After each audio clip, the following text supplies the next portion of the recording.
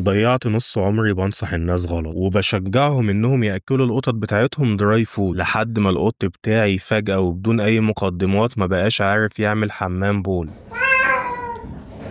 يا عيني وصل لدرجة الاحتباس الكامل، المثانة بتاعته كانت هتنفجر. الحمد لله لحقته قبل ما يوصل لكده. اللي حصل ده بسبب الحصوات الكتير اللي كانت متكونة عنده، وصلت لانها كانت سادة مجرى البول، والألم اللي شافه وهو بيركب القسطرة عشان يقدر يصرف المية اللي كانت في المثانة هو اللي خلاني اطلع انصحكم المرة دي عن تجربة انكم تمنعوا الدراي فود المحلي نهائي. كنت بسمع ناس كتير بتقول كده وما كنتش مصدق. المقياس بالنسبة لي كان ان القط حب الاكل او ما حبوش، طالما اكل الدراي فود وحبه يبقى الدراي فود ده حلو. وابدا ده مش المقياس. المقياس هو ايه اللي جوه الدراي فود ده، القيمه الغذائيه اللي بتديها للقط بتاعك، بتعمل ايه في جسمه. للاسف الدراي فود اللي بيوفر عناصر غذائية كويسة غالي جدا. يعني في الفترة اللي احنا عايشين فيها دلوقتي الكيلو منه بيعدي 1000 جنيه. انا جبت الكيس ده عشان خاطره كيلو ونص ب1850 جنيه. احنا ممكن نأكلهم فريش ونراعي ان الاكل الفريش ده يكون فيه العناصر الغذائية اللي هم محتاجينه. واللي عايز يستسهل ويشتري دراي فود عشان ما عندوش وقت مثلا، في انواع كويسة لكن مش محلية والكيلو فيها غالي زي ما انتم شايفين. فدعواتكم للمربيين وبالذات الناس اللي عندهم عدد كبير، الله المستعان.